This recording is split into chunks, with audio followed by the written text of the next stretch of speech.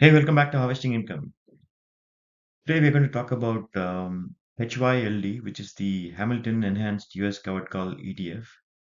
So, what is so special about this? There are two things we need to look at. One is the fund is able to package everything into one product or one fund where you can invest in a little bit of S&P 500, a little bit of you know um, Nasdaq and other indices, plus also a little bit of exposure to gold and real estate and so on. So basically, it's like packaging all the assets into one fund so that you can get a diversified exposure in one shot. So does this really work well or not? So that's what we are going to look at in this presentation. First, let's understand how the fund works, and then we'll go into strategies and other details. And this is not financial advice, so do your own research or consult with a professional. Okay, so HYLD is known as the Hamilton Enhanced US Covered Call ETF.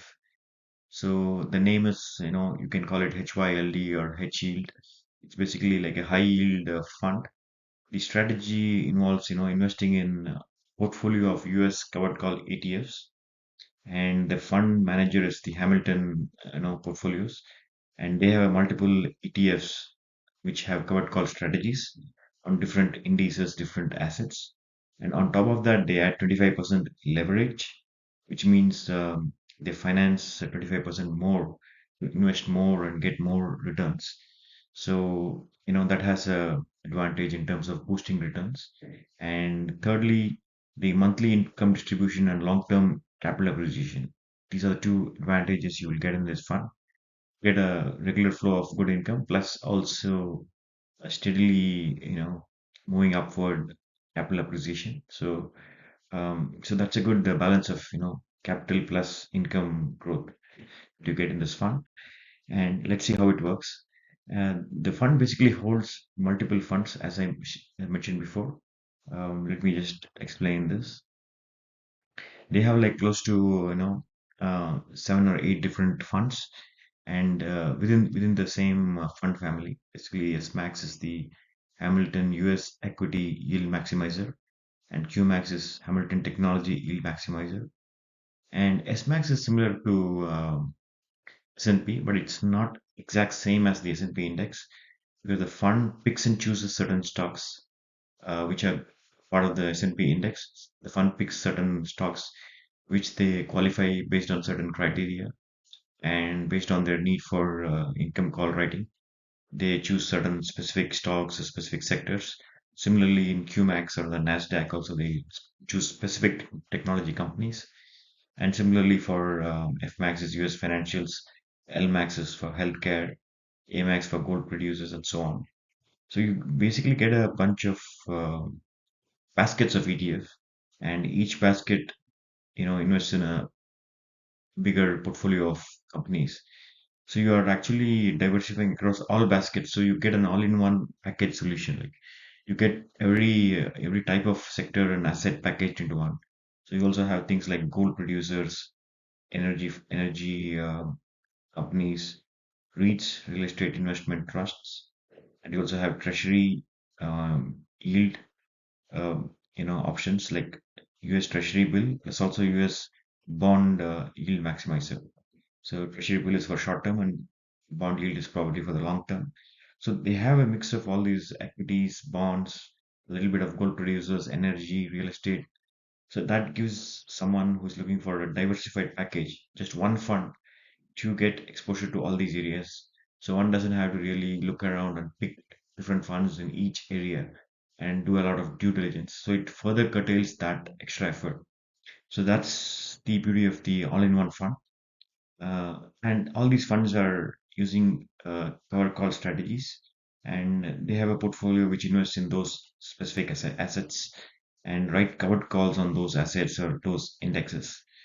And yeah, so this is from the website. This is as of December 31st.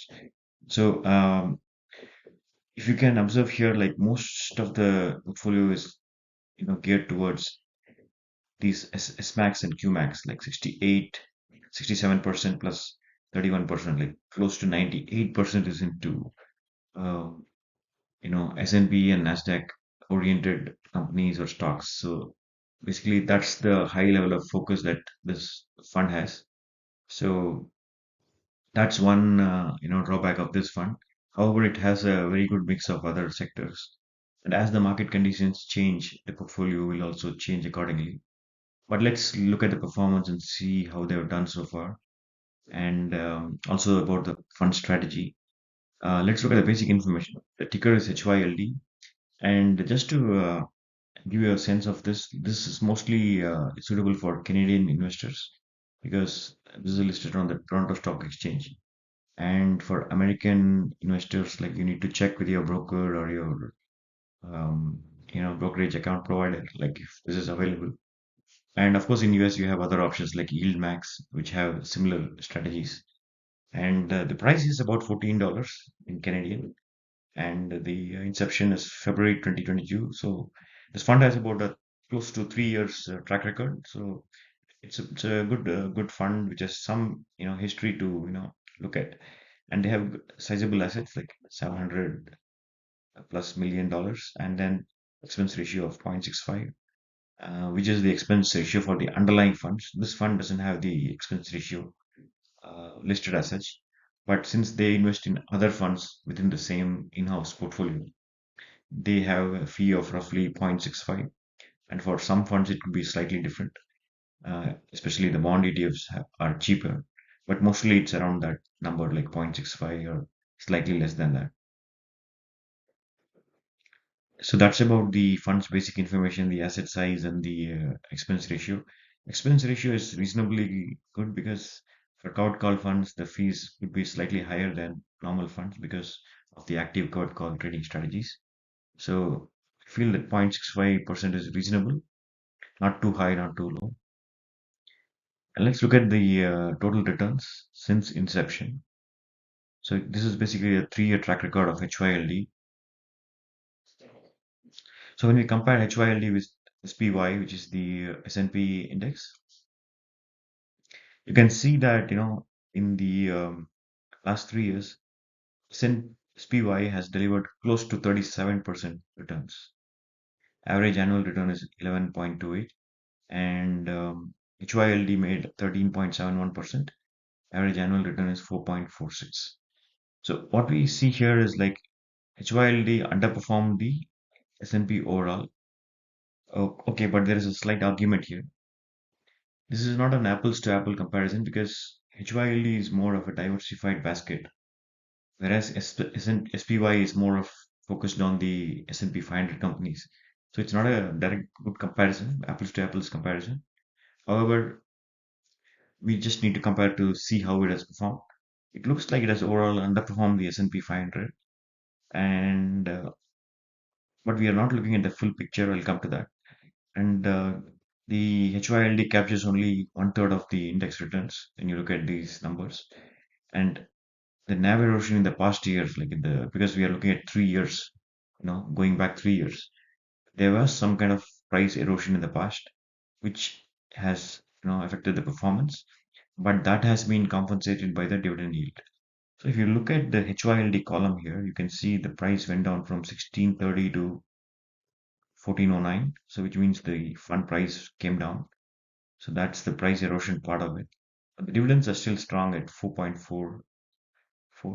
And so previous changes to the portfolio is what justifies these low returns. And HYLD also holds assets across different assets, different types of assets basically are part of the portfolio. So it's not just S&P 500 stocks. You have gold, you have REITs, you have other types of products like T-bills and so on. So that also contributes. And also there is an aspect of leverage. We'll come to that later. So this is what it looks like when we look at the performance since inception. And let me look at the next area that will give you a different perspective. When I just look at the recent performance 1 year, it seems like S&P and HYLD are almost like close to each other. Like HYLD is closely tracking the index, and look at the graph. You can hardly make out the difference, except in few areas you can see the HYLD is above the index. So in some areas you can see it's coming below the index. Usually a covered call ETF is supposed to form the index. It closely tracks the index, but it has a kind of performance gap because of the um, writing of covered calls, which means like you're giving up some upside. And yeah, so two or three key points here. HYLD actually matched the total returns of the index and probably slightly outperform, not much. And recent performance trend indicate that it is actually matching up with the index. Like compared to the 3 year track record, if you look at the recent track record of 1 year, it is very close to the index. Like it's not much of a difference. And because of the modest leverage, the returns are a little bit enhanced. When I look at the returns here, like you hardly see a difference, 28% versus 27.9. And similarly, average annual return is 2676 versus 2661 for the SPY index. And look at the dividend, like it's 1.67 for $12.30, which is a good yield. And the share price has also gone up for the HYLD, and of course for the index also the share price has gone up, and index also has some decent dividend yield, 7.07. So overall, like it seems that HYLD is pretty closely tracking the index in the recent times, and which makes it a very popular product for many investors who are looking for steady income or also a steady amount of capital growth or capital appreciation. And we'll look at dividend yield shortly. So this is one positive I see, that in the recent 1 year it has been positive. But if you look at a long track record, it seems to be a little underperforming. Okay. Okay, before the dividend, we have this total returns. Total returns of the SMAX.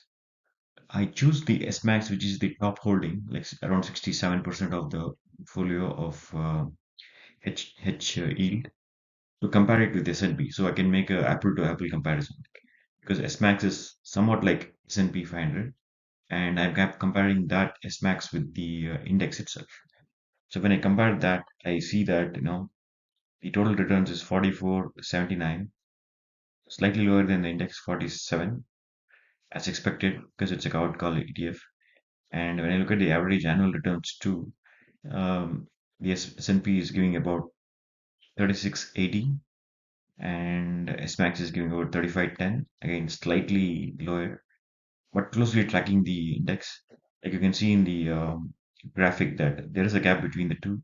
SMAX is black, and the blue line is the SPY. So SMAX is basically tracking the index, but it's slightly lower. But in the very recent times, it's like almost like matching the index. Obviously, the index has been flat in the last few weeks, so that could be the reason why the gap is closed off a little bit.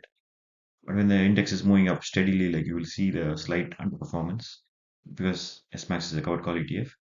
And as I said, it basically closely tracks the S&P index, and capital appreciation of 29.9% is excellent, and also a double digit dividend yield. That's what you're getting in SMAX. So that's a positive aspect of it. Like for people who are looking for S&P 500 focused, or some of the companies in that index or blue chip companies, SMAX is a very good option. If you are looking for just you know one ETF for the entire S&P or selective stocks of the S&P, you can go for SMAX. Because SMAX is not exactly the index, but it's a selection of some index stocks. So just keep that in mind. And yeah, that shows the excellent performance in the last 1 year. And let's look at the dividend yield, like how much you are getting in terms of the income or dividend. Because this is pretty interesting, because it pays a steady double-digit dividend yield every month, basically double digit in the on a yearly basis. Like funds yield is about 11.8% per year, and the benchmark like S&P 500 gives about 1.2% a year. So you can see like it's giving something close to 1% every month, and it's not guaranteed. This is not advice or recommendation. Like this is what we expect. Like it could be giving you something close to 1% a month, or marginally probably higher in some instances. But recently, we have seen that it's giving close to 1% a month returns. And when I look at the trailing 12 months dividends, which it comes up to 1.67. And when I see the dividend track record here on the chart, like you see 14 cents dividend in the recent 7 or 8 months. And prior to that, it was like close to 13 cents and 12 cents. It goes a little bit up and down. So it's not a guaranteed stream of income. It can go up or down depending on the volatility or depending on the income the fund is able to generate. And based on all this, like you're getting about close to 12% yield, 11.8% to be precise, for a $14 stock, like 1.67 dividend works out to close to 11.8, 12%. So dividend yield wise, this is pretty good. However, one point to keep in mind is that if you are solely relying on this for dividend, it can vary a little bit. And the variance is also a good thing in this case because from what I observed, the fund actually adjusts the dividend in certain months to preserve some amount of capital or the price of the fund. So to avoid the kind of NAV erosion or the price erosion, they try to have a buffer. But this is again not guaranteed how the strategy will perform in the future. But so far, the performance has been pretty good, and getting 29% price returns plus also double-digit dividend yield is like it's a great performance, and kudos to the fund managers and the people who made this possible. So this is a wonderful option for people who are looking for that steady flow of income. And even in slow or down markets, you'll still get a good yield, and that makes this an attractive option for income-oriented investors. Okay, so let's go to the next area. This will give you the real pros and cons. Okay, the positives of this fund is like it's an all-in-one covered call ETF. So you get one shot diversification just by buying few units of the fund. And the second would be the double digit dividend yield and you are paid monthly. So that helps you, get some cash flows for reinvesting or allocating in other areas.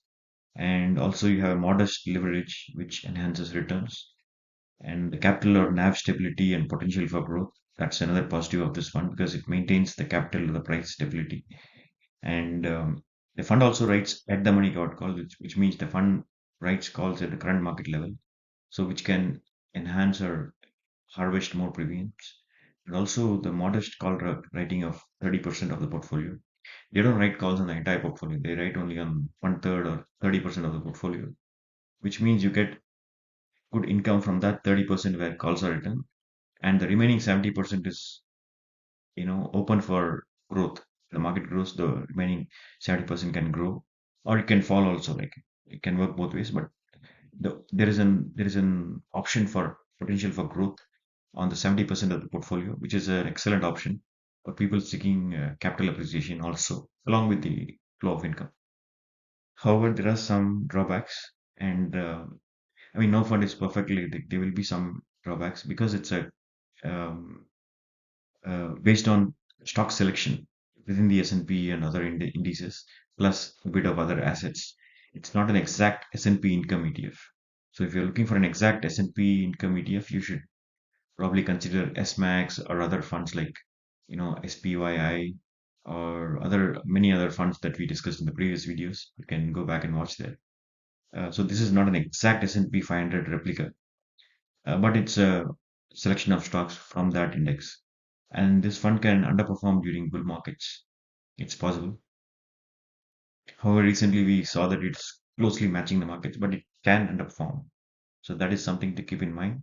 Any covered call ETF can have that, underperformance. And dividends can vary. Like so, this helps maintain or protect the capital. Like dividends can vary. So if you are solely relying on that dividend income as a pure income investors, just keep in mind that it can be variable.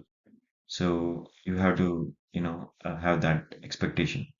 But it has been pretty solid when I observed the previous months. It has been pretty solid and pretty steady.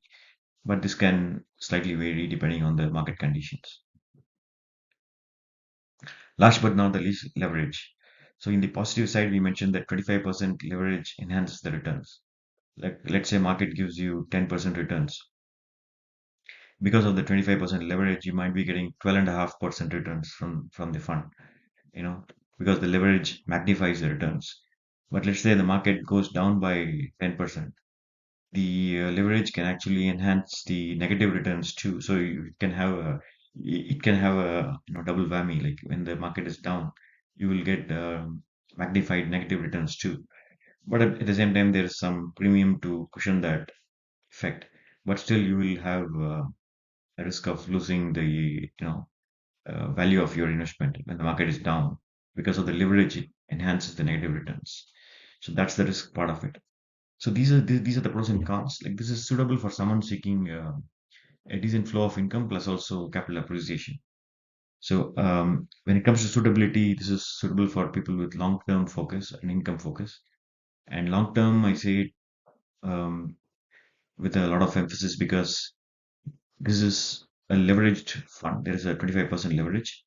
And the second point says that tolerance or risk towards leverage. So if you're long term, the ups and downs or volatility gets averaged out, and the leverage helps you in the long run. So it can have ups and downs in the interim period when there is a downturn.